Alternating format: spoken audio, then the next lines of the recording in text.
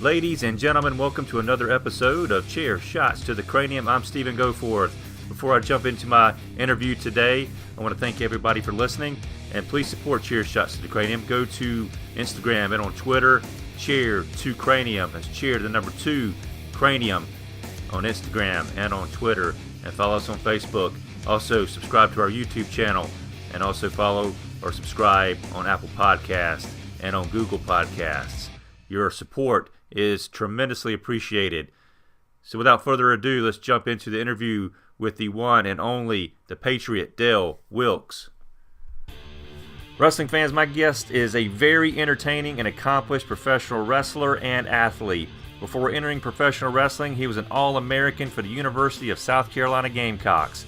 He had a successful career in the AWA, All Japan Wrestling, WCW, and WWE. He's held multiple singles championships as well as tag team championships. He entertained wrestling fans with his very patriotic, masked persona, and he earned the respect of so many people with his hard work and his talented in-ring skills. It's my honor to chat with the one and only, the Patriot, Del Wilkes. Del, how are you today? Man, I'm doing great, and I appreciate you having me on. Yeah, thank you. Of course, you're retired from professional wrestling, but you still make appearances at wrestling events. Universal Championship Wrestling is having an event coming up called Vendetta that's taking place on Friday, December the 7th in Griffin, Georgia. You'll be making an appearance at this show and reuniting with your former Stars and Stripe tag team partner, Marcus Buff Bagwell. Now, I'm sure you got to be very excited to reunite the Stars and Stripes. Man, I am. I tell you, Marcus is a great friend of mine. Still is to this day, and of course our time together in WCW as Stars and Stripes was a very, very special time for both of us. We were two-time WCW Tag Team Champions when we were there, and while Marcus and I have remained friends throughout the years, and we've actually been at events together, autograph signings together, but this will be the first time in over 20 years, actually since I left WCW, that Marcus and I will be appearing together as Stars and Stripes. And I want to thank Universal Championship Wrestling and Ron Gossett for putting this together. I've got some of my friends, Marcus, Scott Steiner, that have worked for UCW in the past, and I've heard nothing but great things about UCW, and I'm looking forward to reuniting with my old tag team partner Friday night, December the 7th. Yeah, UCW, for those that are listening, red hot independent wrestling company, and of course this is your first time being with UCW. I know the fans are very excited to have you part of this show. Very much looking forward to it myself. So again, it should be a wonderful, wonderful show on December the 7th. Oh, I have no doubt it will. It's a great card, and also just from top to bottom, he's got it loaded with great wrestling talent, and of course, again, the opportunity to be with Marcus. Man, I'm looking forward to it. Yeah, no doubt about it. Well, listen, I'd like to take a trip down memory lane if we could and discuss your career a little bit. Now, you summarized your career in a 3-disc DVD set called Del the Patriot Wilkes, The Man Behind the Mask. How was that experience putting together this documentary of sorts? Well, I tell you, I had a great time doing it, and a guy by the name of Michael Elliott approached me about doing this documentary, not only on my career, but basically my life, from the beginning to basically where we're at today and everything in between. And Michael had done several documentaries on other wrestlers, and I was just honored when he came to me. He said, as a kid, as a teenager, that I was one of his favorite wrestlers, and he'd always wanted to be able to work with me and do a project like this, and I was honored to be able to do it. And it was good to be able to go back and just sort of relive basically every step of my career, from the very, very meager beginnings here in Columbia, South Carolina, training for the Fabulous Moolah, or training at the Fabulous Moolah School, which was here in Columbia, all the way through to my retirement and my days in the WWE. So it was enjoyable, and it just helped relive a lot of great memories, and also too some tough times as well. So we covered every aspect of my career, the good, bad, ugly, and indifferent. Now, I'm sure that's a very difficult task to summarize your career like that. Were you pleased on how that turned out, and do you feel like it accurately depicted your career, not only just your career, but some of the struggles you may have faced in your life? Oh, it did. I have no doubt about it. And I worked very close with Michael on this project. We worked hand in hand. And also, too, we reached out to some of the guys and girls that were important in my life in the wrestling business, and one being Marcus. Also, guys like Stan Hansen and Bobby Fulton, and my tag team partner in Japan, Jackie Fulton, and George South, and Bill Apter. We were able to reach out to Bruce Pritchard, and all of those contributed to this project and made it a very, very successful project, one that I'm very pleased with, very proud of. And I'll tell you, I have sold these DVDs to people literally all over the world. And I've heard from people that it was very entertaining, very eye-opening. There were moments of sadness. There were moments of comedy and laughter. And so just sort of covered every spectrum of emotion that I think you could possibly deal with in a project like this. But no doubt, very pleased with it and the end product and what we were able to put together and present to the wrestling fans. Well, for those listening that may be interested in this and want to watch this DVD, how can they purchase one? They can go to my website, www.del, and that's D-E-L, delthepatriotwilkes.com. And you can purchase the DVD there. We'll sign it. We'll mail it out to you. And, of course, there's other things you can purchase. We've got masks and T-shirts and pictures and trading cards and things like that. So there's a variety of things you can get there. But that's the best way to be able to get the DVD is go to delthepatriotwilkes.com. Well, highly recommend it, and definitely need to go check that out for sure. Now, early in your career, when you first started out, you wrestled under the gimmick The Trooper. Tell us how the Patriot was born. Well, the Patriot was born. I was doing the Trooper character for the AWA, and we were on ESPN 5 days a week, Monday through Friday, from 4 to 5 o'clock Eastern time. And the AWA went out of business and folded. And this upstart company come along called the Global Wrestling Federation. And the people that were in charge at the Global Wrestling Federation, Bill Eadie, Joe Pedicino, Bonnie Blackstone, Joe's wife, reached out to me and contacted me about flying out to Dallas, which was going to be Global's headquarters, and doing our very first ever TV taping at the world-famous Sportatorium there in Dallas. That was going to be, they were going to change the name to the Global Dome, and that's where we were going to do all our TV tapings. So they FedExed me a ticket, and I flew to Dallas, fully expecting to work as the Trooper. I hadn't been told anything different. I hadn't been told otherwise. I packed my Trooper gear, and on my way to Dallas I went. And that Friday afternoon, I'll never forget it, literally just about 3 hours before we headed to the building to do Global's first ever TV taping, first ever show. Joe Pedicino called me and asked me if I would walk over to his hotel room. We were all staying at the same hotel there in Dallas, and said he needed to talk to me about something. So I went over to Joe's room, and there was Joe and Bonnie and Bill Eadie, and they laid out this idea to me about the Patriot.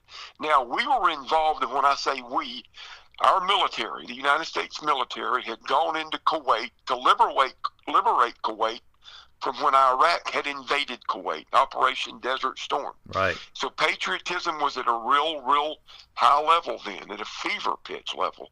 And they thought it would be a good time to present a new patriotic character on the wrestling scene.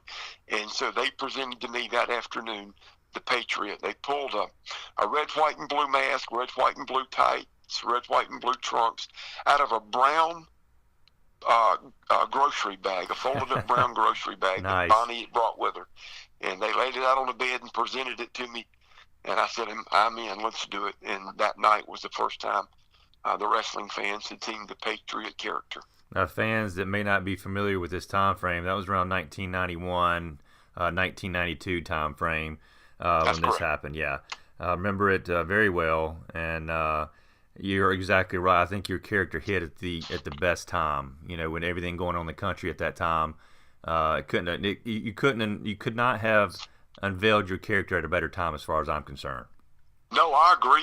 It was perfect timing, and I was, and still am to this day, and will always be eternally grateful for them to bring that character to me and present it to me and have enough confidence in me that they felt like I was the guy that could make this thing go. And those fans that night in Dallas at the Sportatorium had never seen that character. But that night when I walked down the aisle to go to the ring, man, that building erupted. Those people went crazy. And I knew then, I said, man, we're on to something good here. Now, you had tremendous success in All Japan Wrestling. How did your experience inside, not just inside, but outside of the ring, differ in Japan compared to your experience here in the United States? Well, it's everything was different in Japan. The way we did business was different. I worked for Mr. Baba, and at that time they were probably the most successful company on the planet. The business we did in Japan was just phenomenal, but we did things different there than any other company in existence at that time. Our TV shows were an hour every Sunday night there in Japan. It was seen throughout the nation, and there were no interviews, there were no promos. Every match had a clean finish. Every TV match, every house show, every match that All Japan had during that time had a clean finish, a 1, 2, 3. There were no DQs, no outside interference, no double DQs, no countouts. You got a clean finish every night. And so therefore, what we did in the ring sold tickets and put butts in seats. So it had to be a very believable, a little bit tougher, a little bit more stiffer style of wrestling. And we were very successful in presenting that brand to the Japanese people. And it was also different, too, that there was no babyface, there was no heel. My tag team partner for a lot of the time when I was in Japan was Johnny Ace, John Laurinaitis. And it wasn't unusual for Johnny and I to have a tag team match one night for the tag team belts. And then maybe 3 nights down the road, Johnny and I are wrestling against each other. So we just did business a different way. The fan base was there was a little different too. They were extremely smart about the business. The Japanese fans were, and it was something I'd never experienced, but yet it was extremely successful during that run throughout the 80s and 90s and into the early 2000s for Baba and All Japan. If I'm not mistaken, Stan Hansen has had a huge influence on your career. You worked with him and many other legends during your time when you're in Japan. In addition to Stan, if you can talk to me a little bit about him and how he influenced you, but who were some of your other opponents that you had you felt were influential on your career during that time in Japan?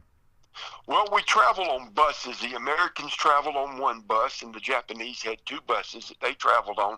And I'll just sort of give you the rundown of who traveled on which bus. On the bus on the American side, there were Stan Hansen, myself, Doug Furness, Danny Crockett, Johnny Ace, Terry Gordy, Steve Williams, Jackie Fulton, Bobby Fulton, Tommy Rogers, Abdullah the Butcher, Dory Funk, Andre the Giant were all regulars for Baba.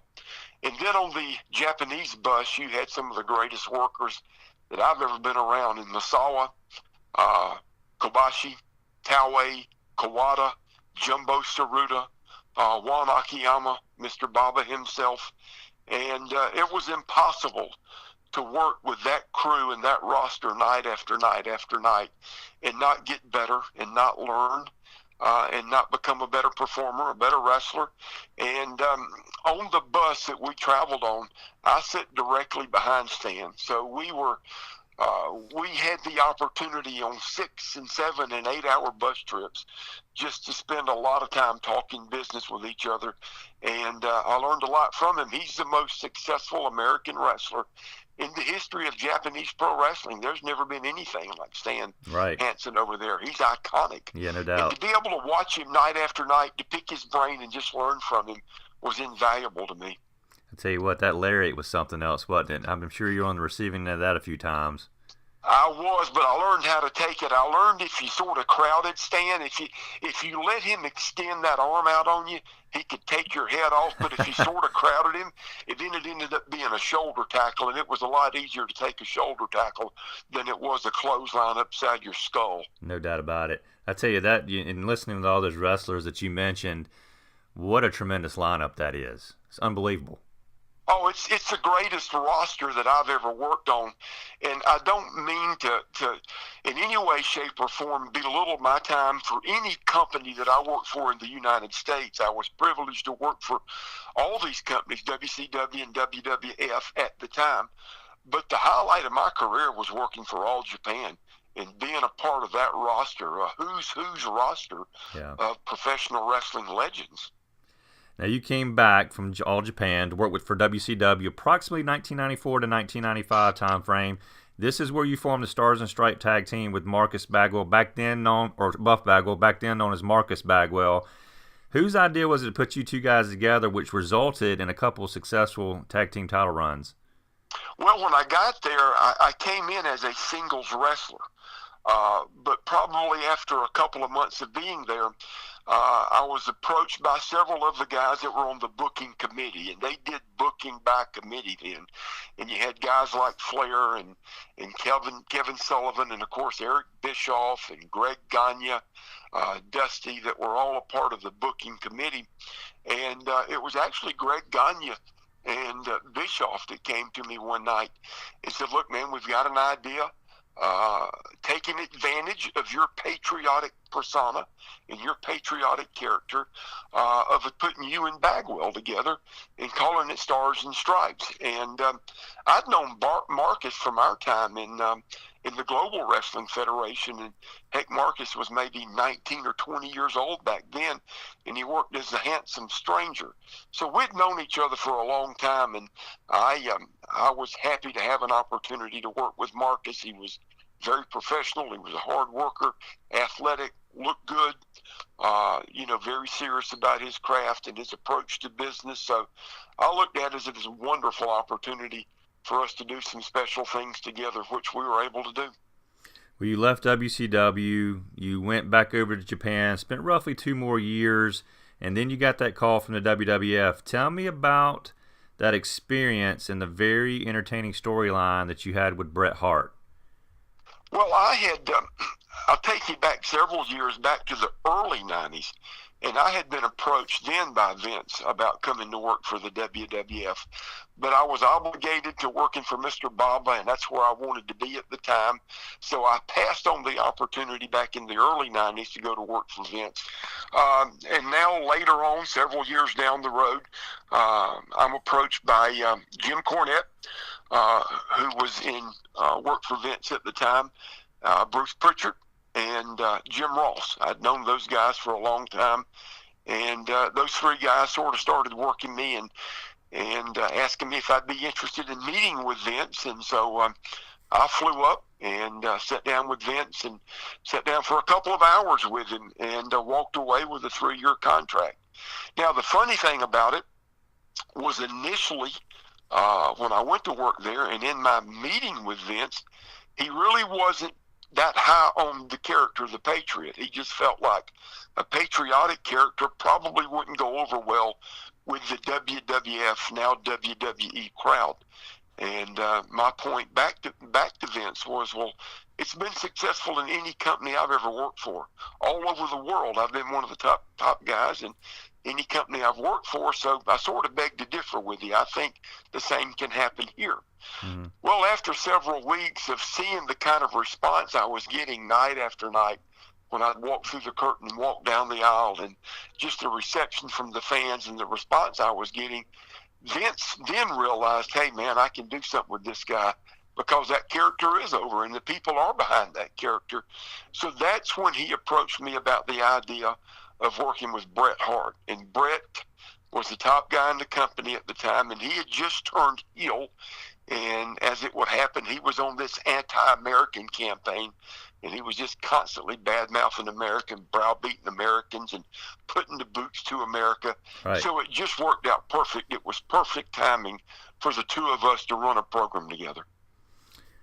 Now, your career came to an end around 1998. Looking back on your career, what do you want fans to remember about the Patriot?